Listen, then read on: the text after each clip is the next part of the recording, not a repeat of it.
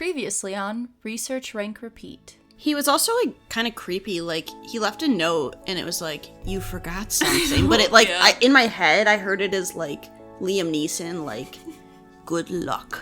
Like, I heard it, like, as, like, a murderer. Thought it was weird they called it friendship, because it definitely was more than friendship. Friendship, in quotes. Definitely was a relationship. What a wild movie. I forgot I also should mention that this was intended to be Hayao Miyazaki's retirement from filmmaking. Yes. And a lot of people mentioned that it felt like a retirement film. Like, Right. It felt like he was taking a bow. He said, you thought. And he said, guess what, bitch? Psych. I'm back. It's a little too long. And it's a little messy in the middle. I think the plot drags a little bit in the middle of the movie. But my god, if this isn't some of, like, the best animation I've ever seen in my life. The music was really good, the animation was really good, the ending was unexpected and not how endings usually go, which was kind of a nice twist. Scenes where they held hands. Yeah, they danced together. I've never held Ruth's hand like that before. Never. I'm just saying. The animation, Alyssa said it looked like Jimmy Neutron animation. It looks like Jimmy Neutron, yeah. It was rough. It's 2023, baby. Yeah. We got a 2D animated film coming out. Yeah. Like, can you imagine if this had been their actual last film? Yeah. Insane. Like, if Cars 2 was the last film Pixar ever put out, like, that's sour. We have finally caught up. We've watched 23 movies.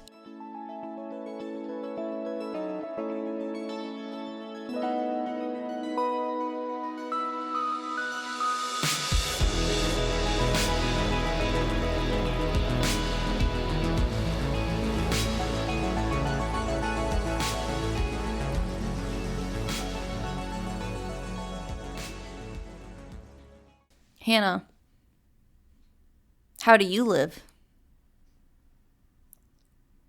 1 mile at a time. Welcome. This is Research, Rank, Repeat. I'm your co-host, Alyssa. This is co-host Hannah. And today we have a very special episode. It's finally the end of our Ghibli movie ranking. We made it, Hannah. We did it. We did. We finally saw every film the studio has to offer. For the most part, we excluded one that they did in partnership with another studio, but that's not important. We're not here to talk about that today.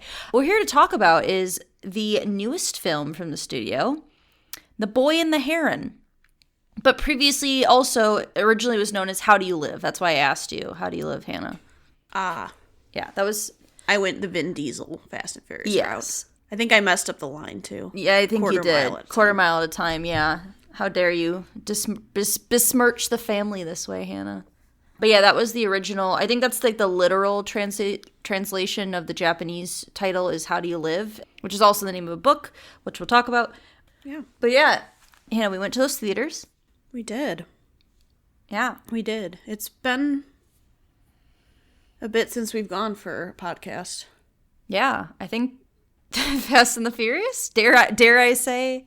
Yeah. Or was it Elemental? It might have been Elemental. I think Elemental was later. Yeah, I think it was. Yeah, it's been a About couple 6 months, yeah. It's always interesting to see the movies in theaters because I feel like when we went, the first movie we had seen since COVID was Fast and the Furious 9. Yeah, it was 9, yeah. And I think we both, like, maybe overhyped the movie because of that, because it was just, like, being in theaters is a different experience. For sure. And we've never seen a Studio Ghibli movie in theaters. No. Until this one. It's interesting because they didn't really do theatrical releases of Or they did their limited. earlier movies, and they did some limited, and they kind of did, I feel like Secret World of Arrietty was probably the largest U.S. release that we had previously got before now. Right. Because we had multiple theaters in our state that offered this film multiple times. Yeah. And there was a pretty decent number of people in the theater we went to. Yeah, it wasn't full by any means. We went the weekend after it came out, like the following weekend, and yeah, it was pretty, I mean, it was at least halfway filled, maybe 3/4. We are currently recording this on the 19th. The film came out on the 8th or 9th, I believe, was the U.S. release date. So we saw it a week after it had released. Yeah. And so to have that amount of people seeing it still on like a limited release window, an international film, it's pretty good. Yeah. And we'll get into some more of those numbers because we got some interesting numbers on this film, Hannah. Yeah, I've heard some early things about the numbers, but we will see. That was very early on. That was like the opening weekend. Yeah. Every time I thought I got to the end of recording the background for this film, I just kept getting more and more. But yeah, are you ready to get into some background, Hannah, about this film? Sure. Okay. So, The Boy and the Heron, which I already said. Release year, 2023. Now. The time, 124 minutes. The rating, PG-13. We're back to PG-13. I don't think we've had a PG-13 rating since Princess Mononoke? Maybe. Let me look. I'm curious. PG. Tales from Earthsea was PG-13. So. Oh, okay. Last time we had a PG-13 movie was Tales from Earthsea. But they're not far and few in between. They don't happen very often. So this film, as I mentioned a little bit earlier, was originally called How Do You Live?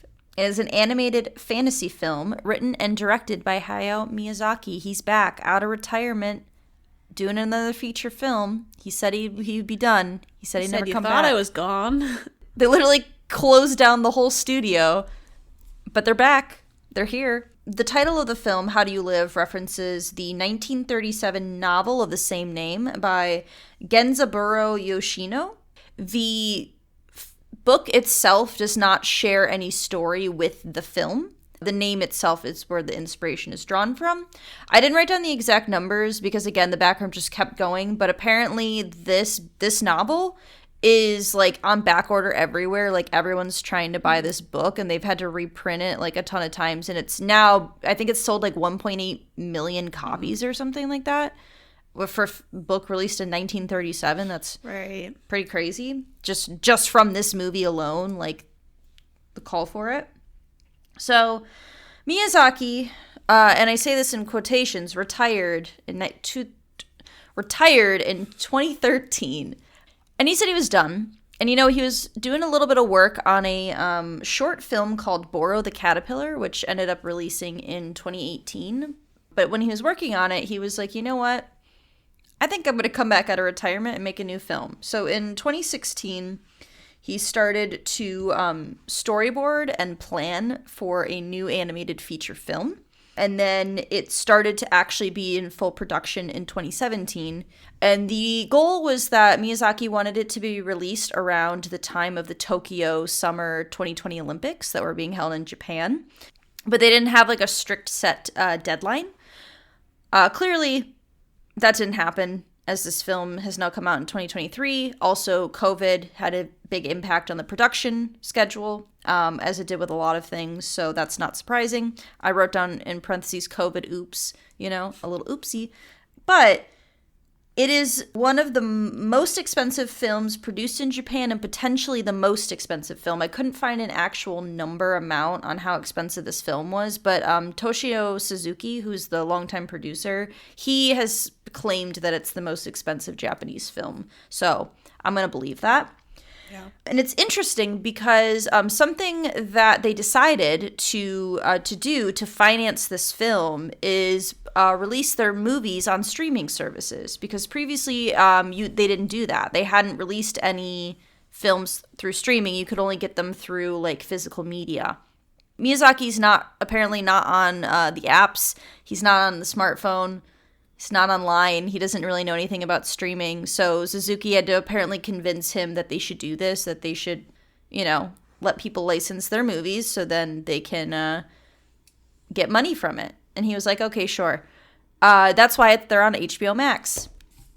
How we were able to watch them. So I guess thank you for doing that. Otherwise, we would have not been doing this. So thank you for needing to finance your film.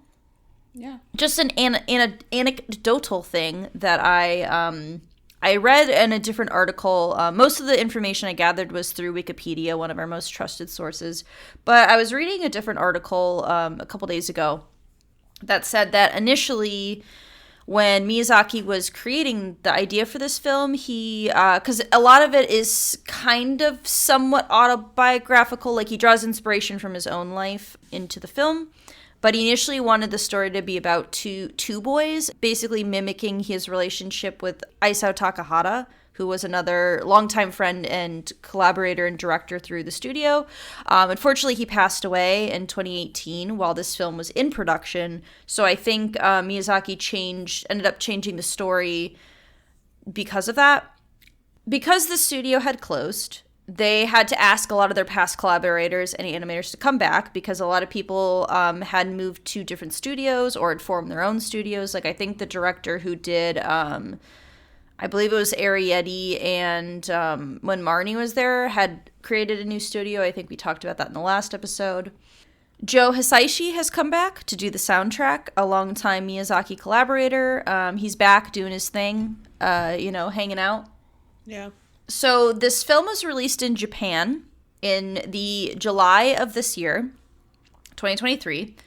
And one of the noteworthy things about this is that there was almost next to no promotion or advertising for this film. They released one poster that was a drawing with the title of the film, How Do You Live?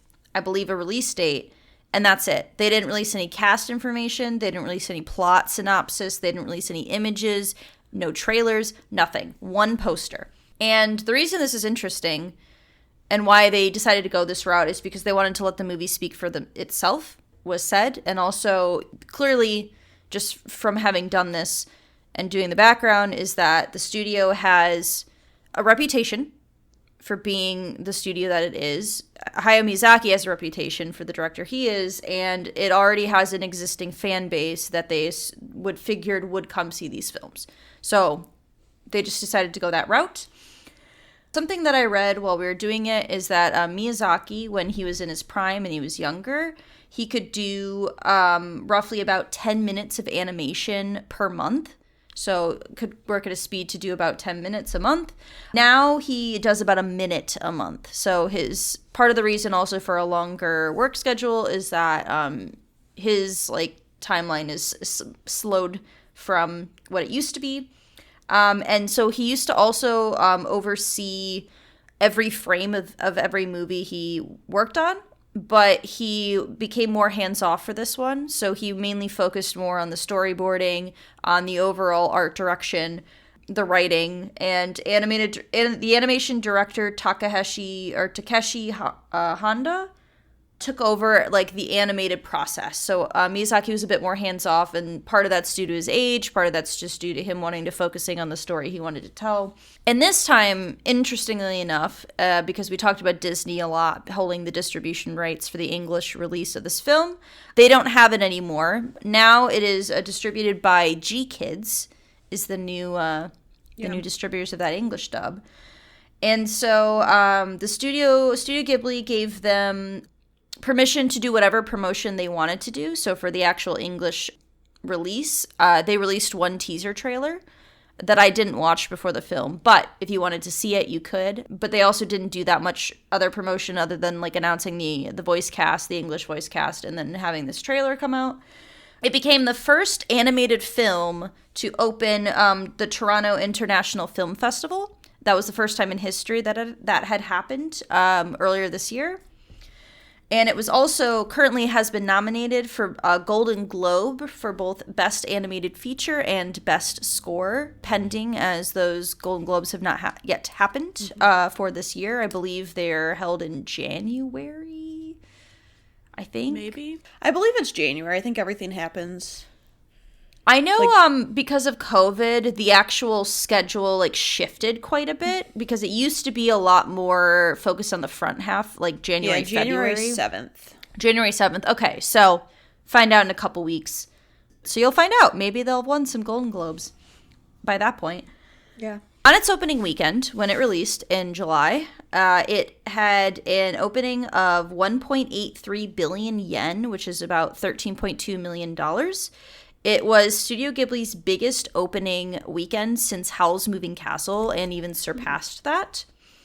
Currently, because it's still in the theaters, or I don't know if this is also just because of international release, but currently it has grossed 8.64 billion yen as of like in December in Japan, which is really good.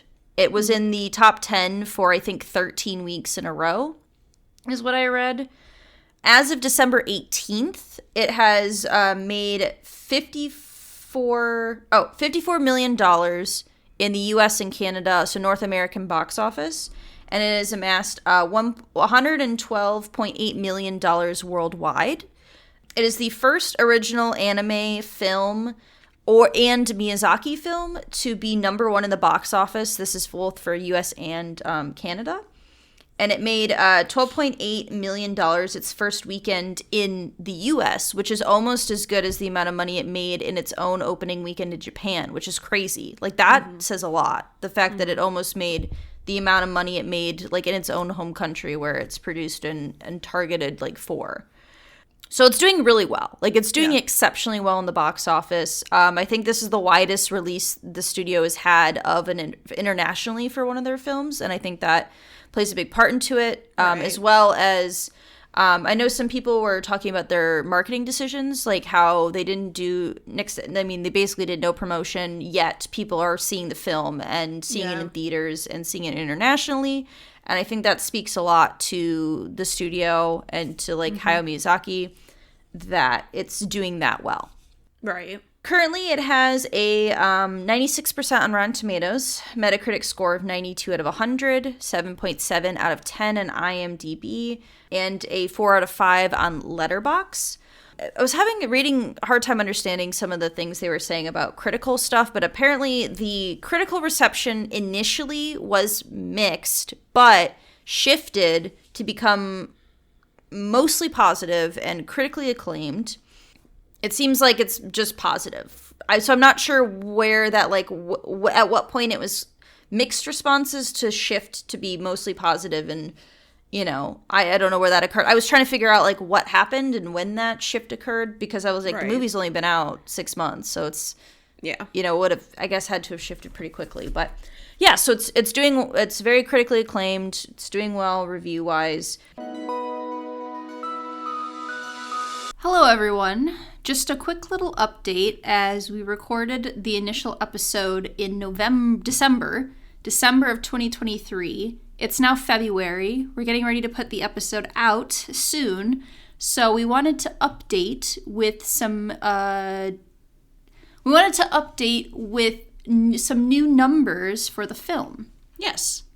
So, as of now, mid-February, Boy and the Heron currently has a 91% on Metacritic, a 4 out of 5 on Letterboxd, a 7.6 out of 10 on IMDb, and a 97% on Rotten Tomatoes. Which is essentially the exact same as what it was when we recorded, but it has changed slightly. So. Right. And currently now has grossed $166 million in the box office. Which is a lot. Yes. It is a lot. Yeah. It also has won a Golden Globe for Best Anime Feature, which is the first Ghibli movie to be nominated, and first win for Hayao Miyazaki. Which is crazy to me. Hannah and I were talking about this earlier, that I didn't realize they'd never been nominated for a Golden Globe. But I think generally the Golden Globes hasn't been very, hasn't had a lot of international recognition previously. It's a lot more US based than something like the Oscars is. Well, the category started in 2007, so you think of some of the films that potentially could have been nominated were way before that. True. Yeah. It also has been nominated for an Academy Award for Best Animated Feature and a BAFTA Award for Best Animated Feature. Both are have not occurred yet, so we don't have any. We don't know yet. Still will be a mystery. Yes. But yay, congrats on them winning a Golden Globe. That is fun. Good for them. I think they deserve it. Yeah. And back to our regular episode. Yeah, going back in time. Ooh. Just another tidbit of fun that I thought might be interesting to note is that Christian Bale is a voice in this film. He was previously in Howl's Moving Castle, playing the voice of Howl himself. The Japanese voice actor for Howl, who is, I spilled tea on his name, so I apologize if that's not his correct name, Takaya Kimura, who was the voice of Howl, also voices the same character that Christian Bale does in the English version of The Boy and the Heron. So they played the same character twice. So I thought that was kind of fun that they were like, they're like, clearly the character is supposed to be like the same type of, I guess, voice, that they were like, hey, why don't you play this role again? Have you voice the same role that you previously did. So I thought that was fun that, like, I don't think it happens very often that international versus a domestic, like, voice actor playing two roles, like, the same role as their counterpart. I don't think it happens very often. So I just thought that was a fun information to take in. So that man and Christian Bale must be, like, twins. It must be. Maybe they're both Batman. Who knows? So normally we have our summaries read from Max, which is HBO's streaming service. However, because this movie is currently in theaters and not streaming, and probably won't be streaming for who knows how long, I have found a review on Google, or a summary on Google that I'm going to read now. Mahito, a young 12-year-old boy, struggles to settle in a new town after his mother's death. However, when a talking heron informs Mahito that his mother is still alive, he enters an abandoned tower in search of her, which takes him to another world. I still don't know how I feel about this movie. I'm so confused. Yeah, because I teared up. I did too. A little bit, but my problem is that I think it was good, but also I'm already having a hard time remembering some of the movies. So I'm like, is it forgettable? Like, that's where I'm having this. Yeah. Because I didn't write notes in the theater, and I didn't write notes that night because I just wanted to, like, process it. And by, like, the next day or the day after when I went to write notes, I was like, I don't remember a lot of the scenes. So I don't know. I definitely felt something. Yeah. I think it's really interesting because as we've been going through the studio, a lot of the earlier films that I saw as a child, revisiting as an adult and a second watch through, I think was really nice, and like being able to look at it in a different way. And I really think this film would really benefit me to have a second watch through of it. But it just came out, so I'm like, I feel like this movie could really change, like my perception of this movie could really change on a second watch through. Because I think there were a lot of things that stood out to me as really, really interesting. Like, I really liked some of the animation choices. Like, there's a kind of an ongoing theme of, like, Mahito's the main character, has lost his mother in a fire. And the way they, like, animate, like, the fire and, like, shadowy figures, like, because he dreams about, he has nightmares about that. The opening scene is, like, him running through a crowd. And, like, some of the animation choices I thought were really interesting and kind of different from what we had seen previously, at least from Miyazaki himself. I felt like a lot of elements came from his previous films. Like, I thought it brought together, like, a lot of things that we'd kind of seen, and, like, things from Spirited Away, things from Howl's Moving Castle, things from, like, My Neighbor Totoro. Yeah. And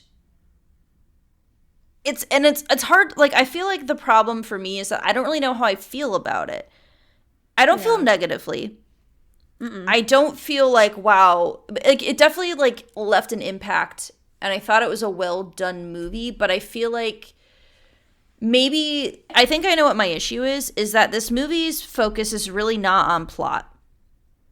Like, the plot is not, like, a straightforward story. I feel like it's a lot more about the journey, like, what, I don't know, themes or, like, what messages you can draw from that.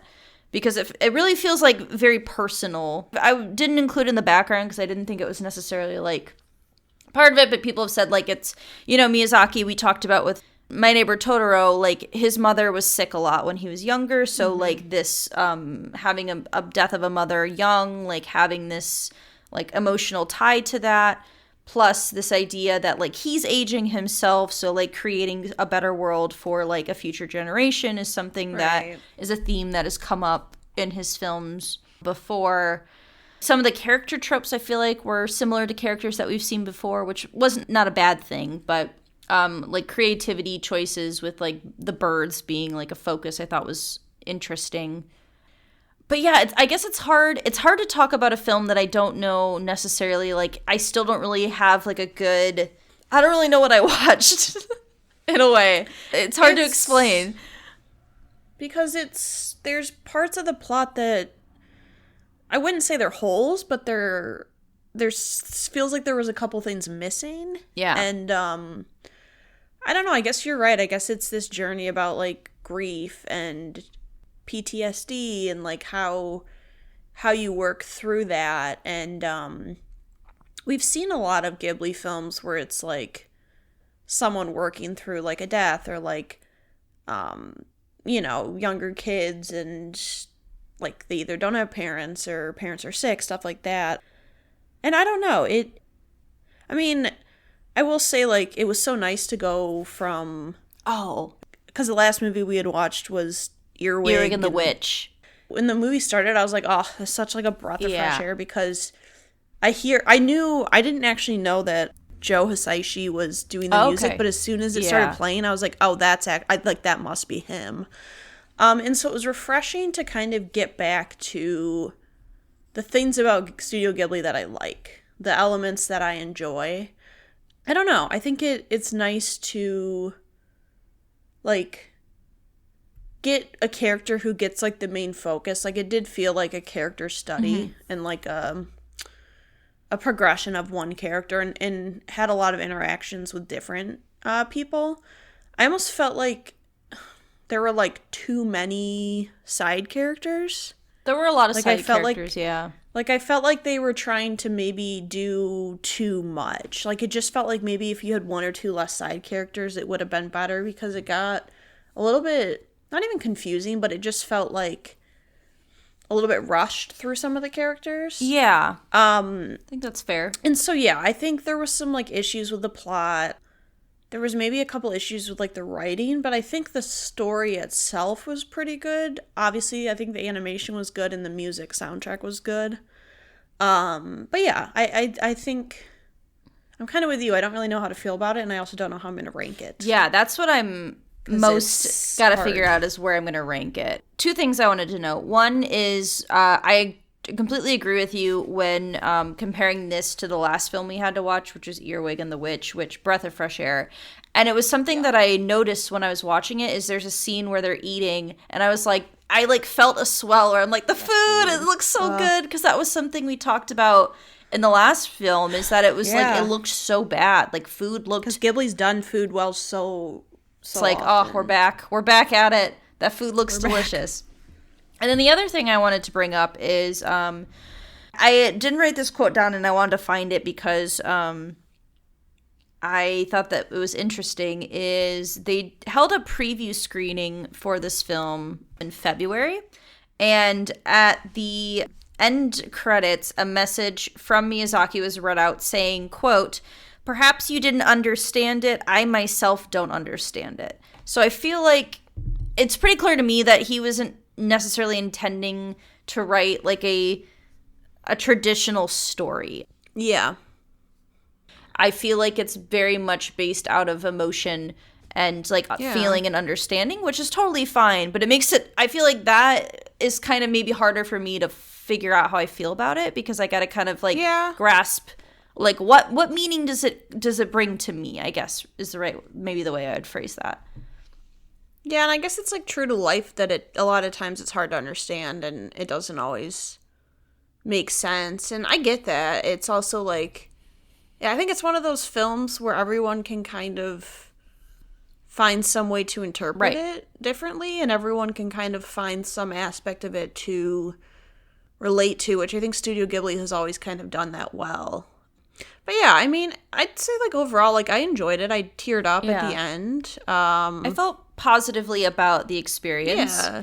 There's a part where they got this large fish, and Hannah had one of the most visceral reactions I've ever heard from her at a movie theater. There's this pirate, I can't remember her name, but she's like a sailor pirate. I really liked her character. She was probably one of my favorite. Yeah. She was probably my favorite side character in the film. What a surprise! A fun female character, strong female. You know, we love those. He loves those. We're a big fan of that. Still holds up in this movie, and she's gutting this fish, and so Mahito, she's like, here, you do it, and he goes to stab and just gets sprayed with blood, and I just hear Hannah go, ugh. It was so gross. I couldn't stop laughing. Very gross. It was so funny. I have to imagine that you reacting is like how I reacted to Bao, like where I just like gasped, where I was like, yeah. I forgot about how weird that was. That's what it made me think of. Everyone else in the theater was concerned. Me and Alyssa were just like, what is happening? What is happening? But, so that was really fun. You should know by now, listening to us, that we go through everything. We're going to do spoilers. We're going to talk about it all. Yeah. During the film, I was trying to figure out what the relationship between him and his stepmother was in relation to, like, his family, because it's like your bloodline. You're part of this bloodline of this family who has access to this like other world through this tower that's on their family property. And I kept being like, is his stepmom his aunt? I just like was trying to figure that out. And then at the very end of the movie, they were like, it came to be that like, yes, that his new stepmom is his mother's younger sister. And I was just like trying to piece that together. I was like, what is happening? And I was like, I wondered if it was maybe supposed to be somewhat ambiguous, like you weren't necessarily supposed to know that until the end of the film. I wasn't really sure though. Yeah, I don't know, because I guessed that when they first met her. Yeah. So I wasn't sure. I was like, is it supposed to know. be ambiguous? Am I supposed to know that? And I just missed like the cue or something. Yeah, I wasn't exactly sure. The soundtrack was good, but I found it interesting that I felt like a lot more moments of silence in this film than maybe in some of his previous films, which I thought worked in a lot of cases. Like, I thought a lot of the moments where they were pretty soft and silent, like, worked pretty well. And I definitely noticed, going back to the ties to his previous films, when there's like this gateway to this, I don't know, the grand uncle's like little place where he's stacking blocks, you know, he's building Legos, where it looks like the train station from Spirited Away. Like when her Chihiro and her family walk into that entrance and into the train station, that entryway looked exactly like that one. And I was like, oh, that's definitely got to be a callback to Spirited Away. Like that was like, I caught onto that right away. And I'm like, interesting choice. Yeah. We have to talk about Hannah. What the fuck is Robert Pattinson doing? How did he pull that voice out of himself? I knew he was in the voice cast, and then I was like, who is he? Because I knew he was in the voice cast, and I knew Willem Dafoe was in the voice cast. And I didn't know who was voicing who. I just had saw some of the names, and I'm like, cool. I thought the Heron, this bird, was Willem Dafoe the whole fucking movie, because it sounded like him. Like, it sounded like Green Goblin. And then I kept being like, oh, I wonder which bird is the Robert Pattinson bird. I'm like, maybe it's this one parakeet. Like, it maybe could be him. You know, it's maybe got like a little bit of British thing going on. Imagine my surprise. We get to the end of the film. We get to the credits. The Gray Heron, Robert Pattinson. I was like, what the fuck? I was like, how did he do that?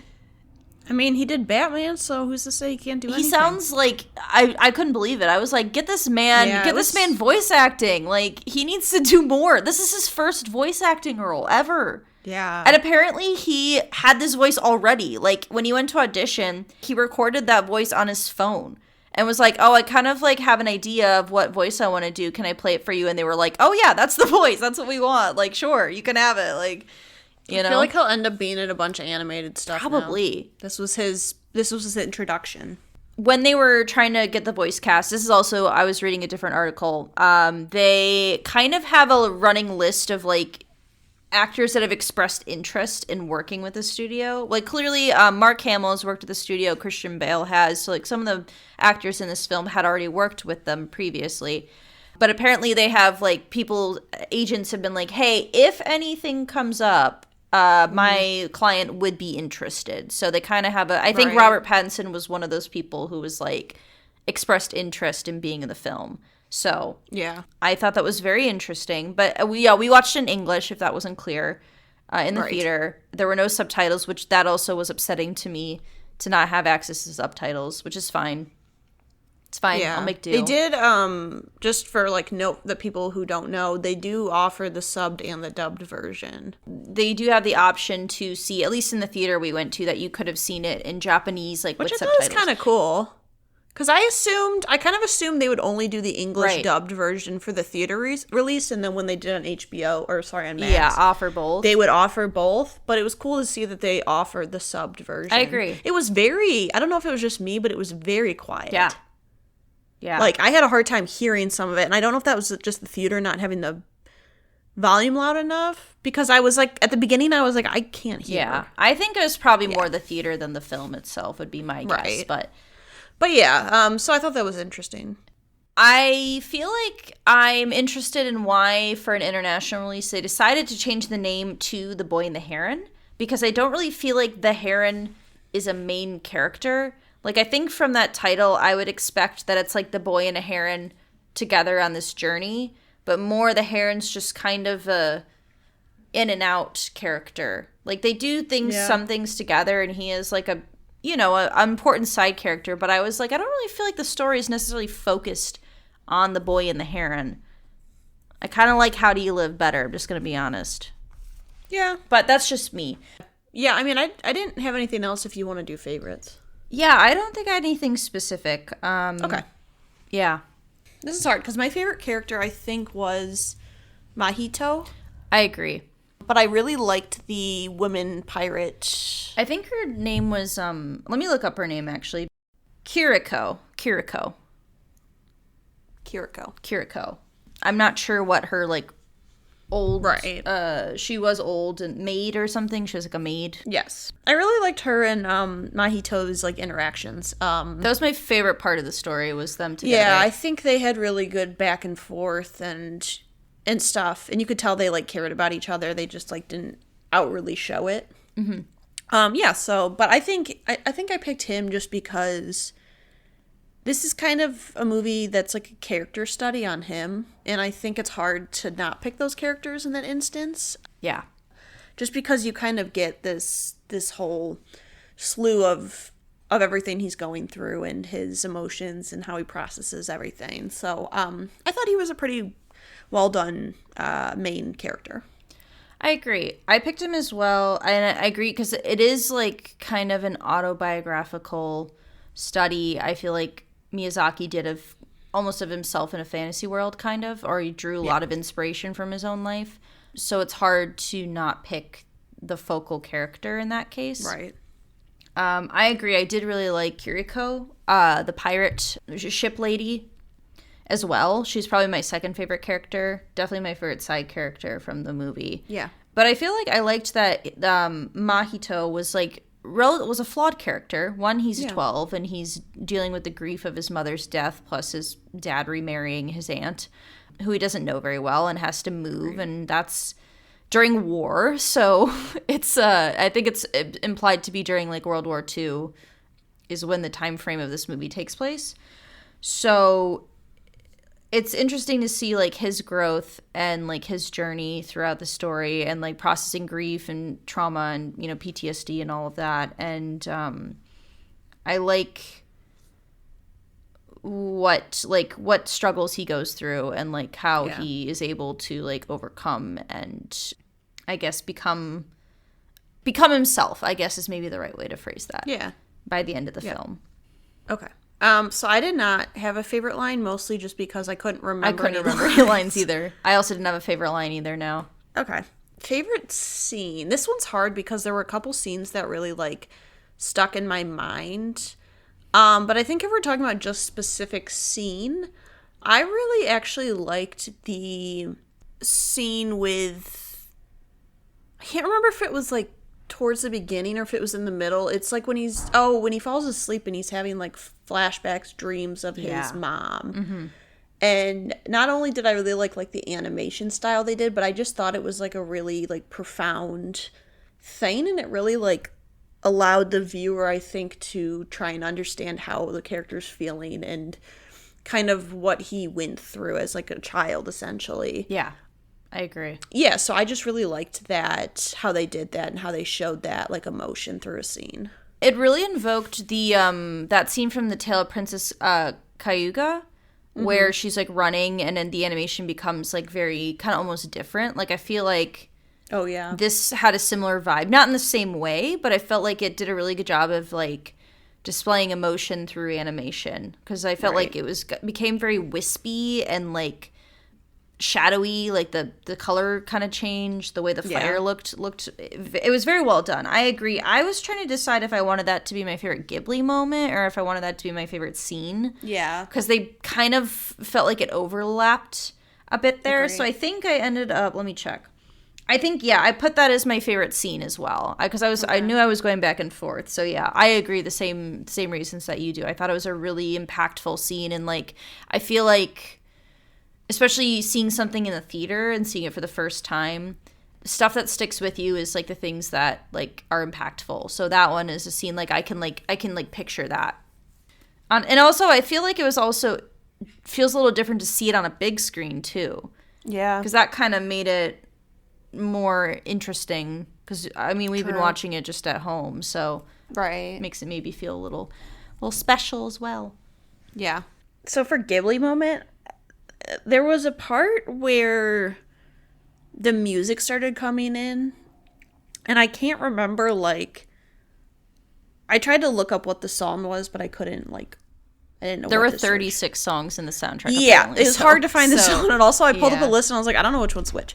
But there was a part towards the end when they were talking about, like, if you stay in his great-grand uncle's... Oh, yeah, like the created world. Right. They were kind of discussing, like, if you stay and, like, create your own world, that you can make, like, the best of whatever. He was saying, like, you can make it the best possible world, or, like, if you leave and go back. And there was, like, a part where, like, this music came in, and it was just, like, I don't know, that created world, like, the final couple scenes where it was, like, the blocks and all that, like, that whole part, like, I really thought that I liked the animation of that, and I also kind of liked the, it kind of gave me vibes of, like, Harry Potter and Dumbledore in that white room, subway station kind of thing that they did to one of the last movies. I agree. That's a good comparison. Yeah, I didn't think of that. And, I don't know, I thought, because I was also going to do the Ghibli scene as the one I just did, but there were so many of the scenes that you could have said Ghibli moments because they were so, like, entwined.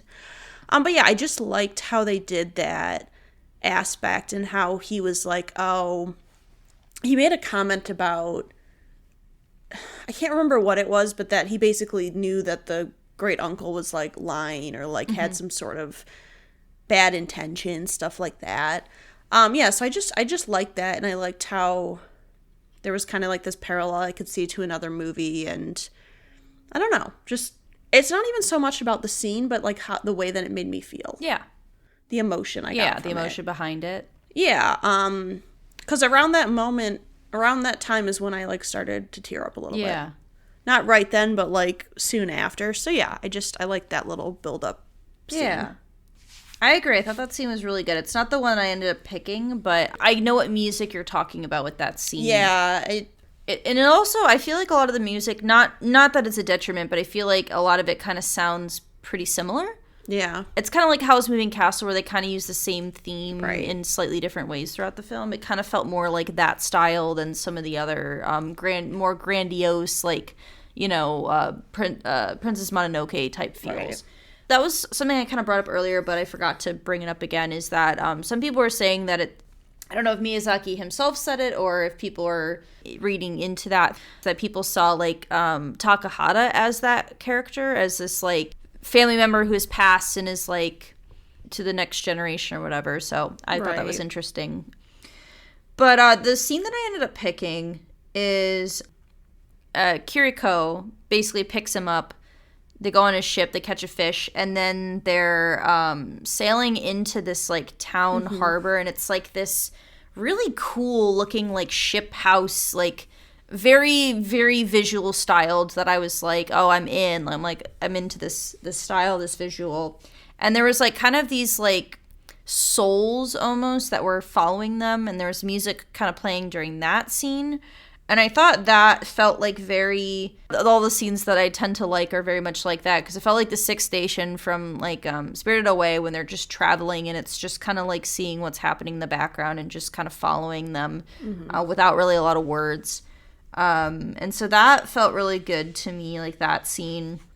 And then also the cute little puffballs showed up, and I was like, oh, look at this little puffballs. I want one of those. They were so cute. They were so cute. Looked like little, what are those, squishmallows or whatever they're called? They looked like a mixture of Boo and Toad. Yeah, they were very cute. Oh, they were so cute. Wara Wara is what they're called. The Wara Wara. They were very cute. So I was like, oh, this is like Totoro. They're so cute. Like the little dust bunnies from, from like Spirited Away and stuff. So... But there were several scenes that I like felt were pretty powerful and strong, and like invoked a lot of emotion. And I think that's probably what my biggest takeaway is from having seen this, is that I don't know cohesively as a story if it's like my favorite, but I feel like it does really well in like emotional and like bringing out some sort of like feeling, or I don't know what the other word I'm looking for is. Maybe like how you decide to interpret it, maybe, is the way that I would describe that. I feel like it invoked a lot of emotions and like ability to interpret scenes how you want to and stuff like that. Yeah, I feel like wherever I rank it, I'm gonna have to rewatch it, and then that might change how I feel about it, because I don't know where to put it. I don't know where to put it, Hannah. I don't know. Yeah, that's fair. But yeah, we did it. We're done. We watched our final film. And now, Hannah, we have the monstrous task of ranking every single film, which is 23? 24 now? It's 24 total. So we will be back next episode, and we'll be ranking. And it will be the same as our Pixar, where we just have one full episode of ranking, because it's going to take that long. Yep. In addition to that, we're going to have a nice little special guest come join us for the ranking. A new special guest. A new special guest, yeah. Not a returning special guest. Not a returning guest, a new guest. And because I wanted to spare her for not having to do all of the work that we've had to do with all these episodes, I said, hey, do you want to just come to rank? And she said, sounds good. A year and a half ago when we were going to do this. So she has agreed to come for real now in the present day. So look forward to that. We have social media. r3podcast@gmail.com is our Gmail account. Let us know if you have any questions, comments, concerns. We have an Instagram account. We have a letterbox that I am, over the holiday break, going to be slowly updating and adding some lists and things, so that'll be a bit more interactive if you're into letterbox. Do you have anything else? No, just stay classy. Yeah. Go fuck yourselves, San Diego. Go fuck yourself, Cash. No, At home. We'll see you next time. Bye. I'm sorry, Cash. I didn't mean that. We would like to thank Joseph McDade for our intro music. He provides free music available for all kinds of creative use. The song that we used is called Sunrise Expedition, and you can find it and his other music on his website, josephmcdade.com. If you would like to reach us, you can email us at r3podcasts@gmail.com. That's R3 podcasts@gmail.com. Or you can find us on Instagram by searching Research Rank Repeat. I wrote my notes after my actual thoughts on the film that I recorded, so I went to look and I just saw the word fish, and I'm like, that's not the start of my notes, so I got confused. Oh, hi, Carl. Look at the cute boy. Pew, pew, pew, pew, pew.